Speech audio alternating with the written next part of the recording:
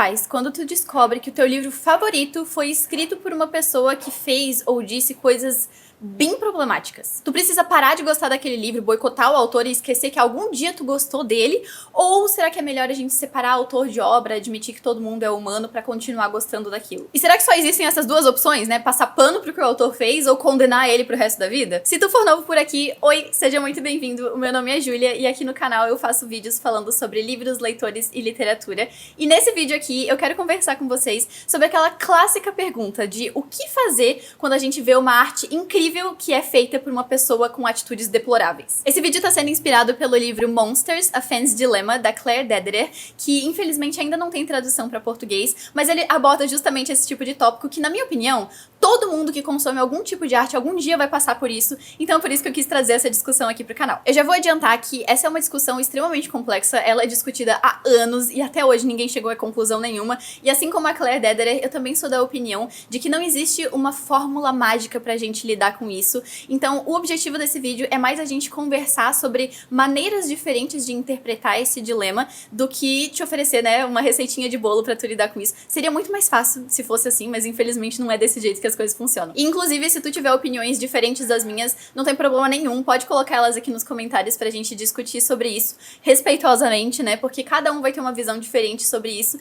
e eu acho muito interessante que a gente consiga entender a visão dos outros pra ter um pouco mais de empatia a respeito disso tudo. Mas então vamos lá, tu provavelmente já leu um livro, já viu um filme, uma série, ouviu uma música, alguma coisa que tu amou muito, e depois de um tempo tu descobriu que o autor daquilo não é exatamente assim, uma pessoa muito boa, né? Seja porque ele literalmente cometeu um crime, ou porque ele foi acusado de alguma polêmica, ou porque ele tem opiniões sobre a vida que são bem das problemáticas. Porque, infelizmente, não são só pessoas boas que criam artes boas, tem muita gente escrotíssima por aí que cria artes maravilhosas, que doa pra caridade, que descobre tecnologias inovadoras pro mundo, papapá, papapá. E daí vem aquela pergunta na nossa cabeça, e agora? O que eu faço com uma obra que eu amo, feita por uma pessoa que tem atitudes que eu repudio?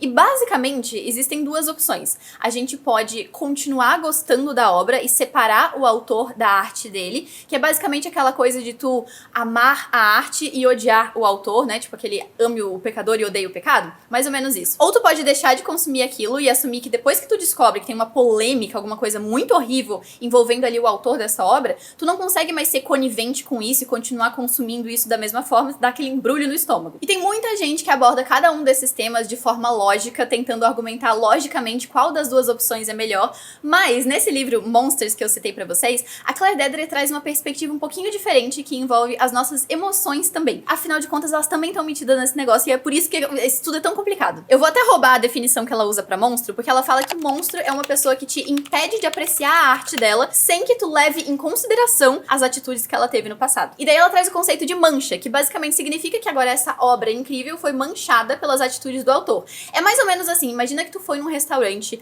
tudo maravilhoso, tu pediu um prato, chegou aquilo ali na tua frente, ele tá com um cheiro maravilhoso, a aparência tá incrível, tu tá salivando, tu bate uma foto, posta nos stories, tá empolgadíssimo, tu começa a comer, tá uma delícia, a melhor coisa de comer na tua vida, e 5 minutos depois tu encontra um cabelo naquele prato. Aquilo que tu comeu 5 minutos atrás não vai deixar de ter sido delicioso, mas agora tu não consegue mais continuar comendo aquilo da mesma forma, né? Aconteceu alguma coisa ali que mudou a forma como tu enxerga esse prato na tua frente. E é mais ou menos essa sensação que a gente tem quando uma obra que a gente gosta muito é manchada pelas atitudes de um autor. A gente não consegue mais voltar no passado e deixar de ter gostado do que a gente gostou, mas agora a sensação de apreciação que a gente tem por aquela obra, ela foi manchada. E agora é como se tivesse um cabelo ali na tua comida. Tu não tem nada a ver com isso, tu não tava esperando, tu não tem responsabilidade pelo que aconteceu, mas agora é tua responsabilidade decidir o que fazer a partir daí. Tu pode tirar o cabelo, né, da comida, achar aquele negócio extremamente nojento, mas tu tira o cabelo e continua comendo, ou tu deixa esse prato de lado e nunca mais come esse negócio porque tu acha nojento demais pra continuar comendo.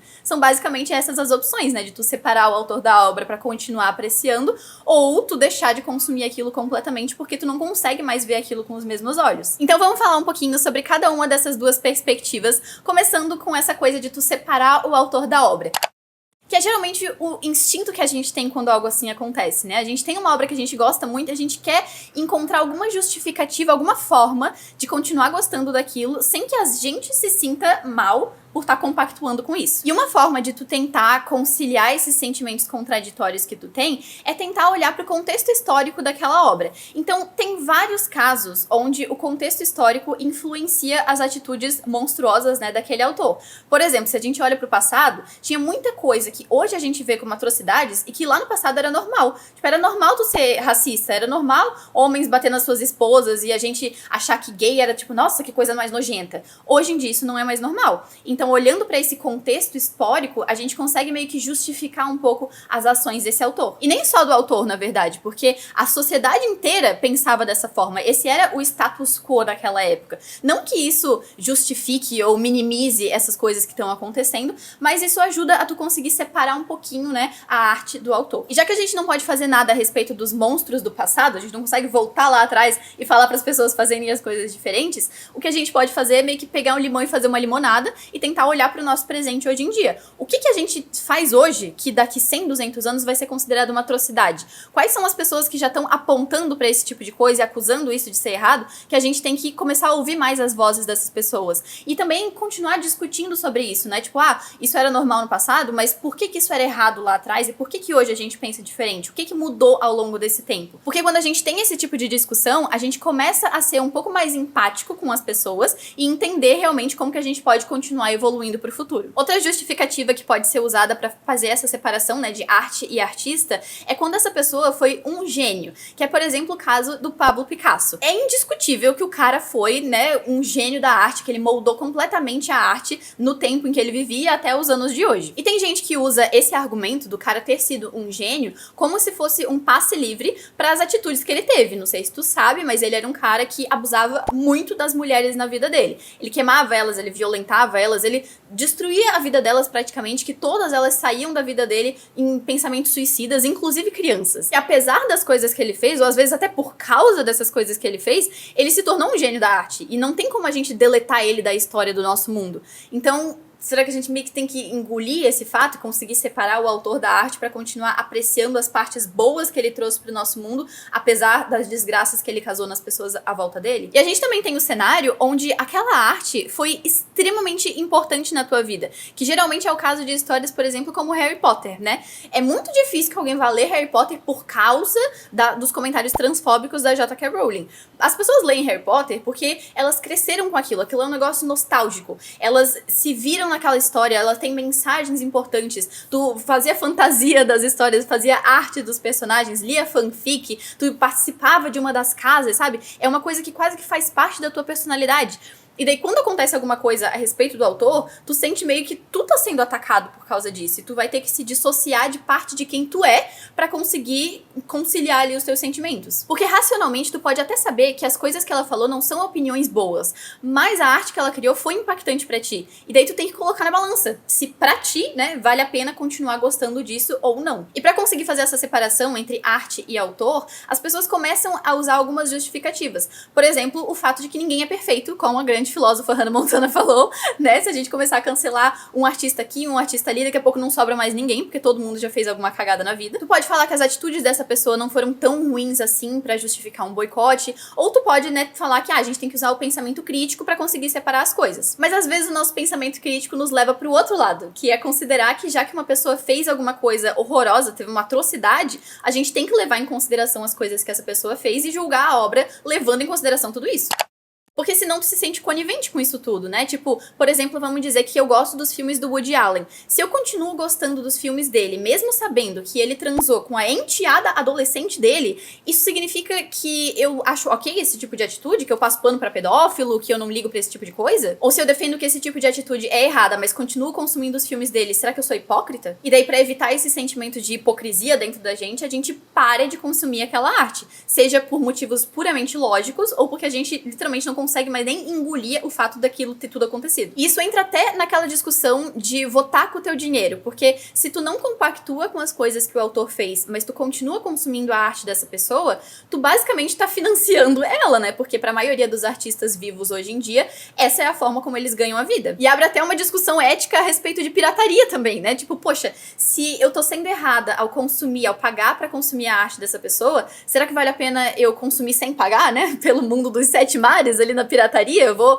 baixar essa música de um jeito um pouquinho diferente, né? Ou vou até pegar um livro emprestado na biblioteca pra daí eu não ter que pagar pra isso e financiar esse tipo de atitude. Só que no fundo, essa discussão ela é muito mais parecida com aquela questão ambiental. Sabe, tipo assim, tu não vai mudar o fato do aquecimento global estar acontecendo se tu começar a usar canudo de papel ou tu economizar 5 minutos no teu banho.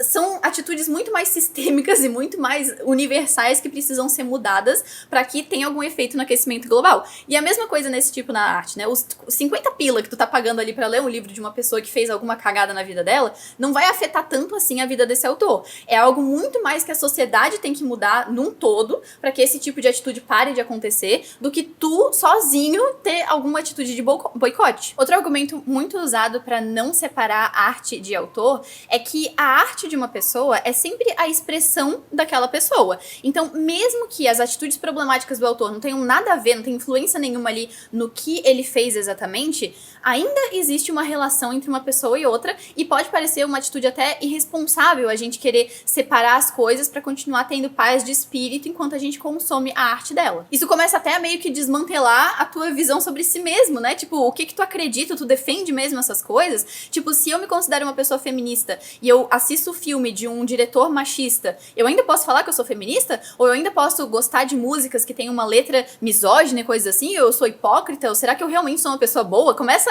a meio que virar um surto na tua cabeça. E é aí que entra o problema da gente tentar usar unicamente a lógica e o raciocínio para lidar com questões que envolvem o nosso emocional. A lógica sozinha ela não é suficiente quando o problema envolve as nossas emoções. Se fosse assim, seria muito simples, né? Tipo, ninguém no mundo ia fumar, ninguém no mundo ia beber álcool, comer açúcar, porque a gente sabe que essas coisas não fazem bem pra gente. Ia todo mundo dormir 8 horas por dia, ia praticar exercício físico, né? Ia ser todo mundo maravilhoso. Todo mundo sabe que essas coisas, né? Que existem hábitos que são saudáveis e hábitos que não são saudáveis. Mas o simples fato de tu saber logicamente e racionalmente disso, não vai fazer com que tu comece a viver a vida do jeito perfeito. Porque a gente tem esse negocinho chato aqui dentro da gente chamada emoção, que afeta tudo isso, todas as nossas escolhas nesse sentido, elas são afetadas também pelo nosso emocional. Não é só eu saber que comer açúcar faz mal, que vai me fazer parar de comer açúcar porque eu acho gostoso, porque num dia que eu tô estressada isso ajuda a desestressar, porque num dia que eu tô feliz isso me ajuda a comemorar. Tem muito mais coisa envolvida e a gente tentar ignorar essa parte emocional e focar só na lógica não é uma discussão muito produtiva. E é a mesma coisa quando a gente tenta falar sobre essa questão de tu amar uma arte por pessoas que são extremamente deploráveis. Na minha opinião, isso também é muito parecido com a questão de relacionamentos abusivos, que as pessoas falam assim, se tu tá num relacionamento abusivo, é só tu ir embora, é só tu largar essa pessoa. Mas o problema de um relacionamento abusivo não é só que a pessoa é violenta contigo, que ela é manipulativa, que ela é tóxica, enfim. Além de tudo isso, o outro problema que tem é que tu ainda ama aquela pessoa, tu ainda vê alguma coisa boa nela, tu ainda prefere ficar com ela do que ficar sozinha, tu ainda, sabe, tem um monte de outras coisas que estão envolvidas ali que dificultam muito essa tua decisão. E é por isso que tu decidir se tu vai separar a obra do autor depende muito mais de fatores emocionais e íntimos teus mesmo. São 3, basicamente, que afetam tudo isso.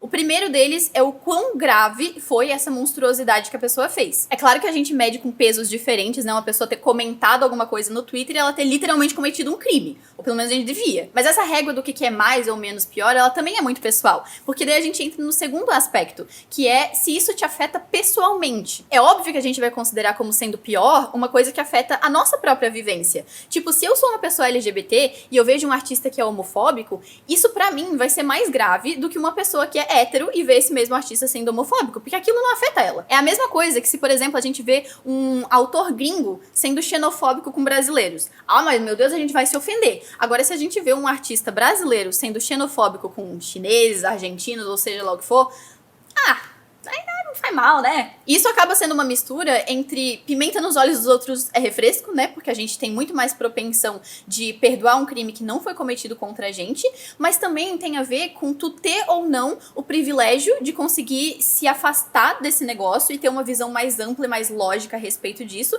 ou se tu realmente tá envolvido com aquilo ali, tu vivenciou isso, tu tem experiências que moldam a forma como tu vê isso, tu entende melhor as nuances, as consequências de tudo isso. E nenhuma dessas duas visões, ela é melhor ou pior que a outra. São 2 pontos de vista extremamente diferentes e o ideal é que a gente consiga ouvir as duas vozes. A voz um pouco mais da razão e a voz um pouco mais de uma perspectiva de alguém que vivenciou aquilo ali de verdade. E por último, a gente também leva em consideração o quanto aquela arte significava pra gente. Porque é óbvio que se é uma banda que tu nem gostava muito, isso é muito mais fácil de vou parar de consumir isso daqui, nem ligo, né? Porque é diferente, tipo assim, não, eu gostava das músicas dessa banda, ou ainda de tipo assim, não, eu amava, essa é a minha banda favorita, tem as minhas músicas favoritas, essa música aqui tocou no meu casamento, tipo, tu tem uma conexão emocional com aquilo. No fim das contas, isso tudo se resume em tu colocar numa balança se o amor que tu sente por essa obra é maior ou menor do que a repugnância que tu sente pelas atitudes moralmente erradas desse autor. Como cada um tem a sua própria balança moral, é impossível a gente ter uma regrinha que funciona pra todo mundo. Porque a gente também não é constante, né? Tipo, tu vai julgar um caso diferente que tu vai julgar outro, porque isso aqui te afeta mais do que aquilo, ou isso daqui é mais próximo de ti, é mais emocionalmente conectado contigo. Talvez daqui 10 anos tu mude de opinião também. Então, não existe como a gente botar, tipo assim, ó, não, segue isso daqui. Esse é o caminho certo, esse é o caminho errado. Não existe isso, porque cada pessoa também é certa e errada no seu próprio sentido. Depende demais de quem tu é, sabe? Das tuas experiências de vida. E se eu tentar falar de uma forma autoritária aqui, tipo, o jeito certo é agir dessa forma ou dessa forma, eu tô completamente ignorando a tua perspectiva de vida e eu tô falando que só o meu jeito é o certo. E na minha opinião, isso aí é coisa de babaca. Tanto é que no livro Monsters, a Claire Decker até traz que essa é uma questão muito de duas biografias se encontrando.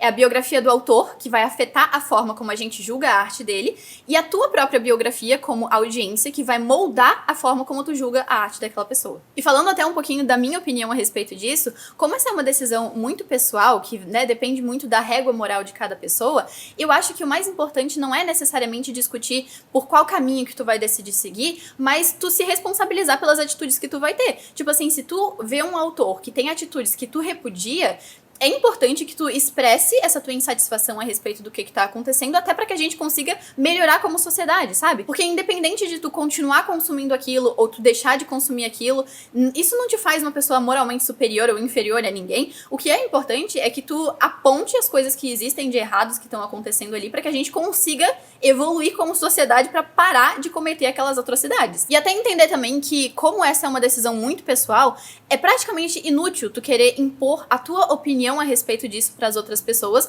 porque não interessa se tu vai colocar a tua opinião aí, tu só vai estar sendo visto como uma pessoa babaca se tu quer ficar fazendo as outras pessoas seguir o que tu acredita. Porque cada um tem o seu senso de moral e é meio besta tu achar que o teu senso de moral é melhor que o das outras pessoas. E como esse tópico é extremamente complexo e controverso também, se tu achar que eu tiver esquecido de algum elemento que tu acha que é importante a gente considerar nesse tipo de discussão, coloca ele aqui embaixo nos comentários, porque particularmente eu acho muito interessante a gente conversar sobre essas coisas e até ver como que as outras pessoas pensam e interpretam isso. E eu também acho que se a gente entende um pouco melhor sobre a forma como as outras pessoas pensam e raciocinam sobre esses dilemas que são, olha, uns pepinos difíceis na nossa vida, a gente consegue sentir um pouco mais de empatia por elas, porque a gente entende o que elas levam em consideração, o que elas passaram pra ter esse tipo de opinião, e isso a gente consegue se aproximar um pouquinho mesmo nessas conversas que são bem controversas e polêmicas. Se tu gostou desse vídeo, curte ele, por favor, que isso ajuda bastante o canal. E se tu gosta de conversar sobre esse tipo de tema, de livros, leitores, literatura e tudo que tá envolvido aí, né, nesse universo da arte, se inscreve aqui no canal.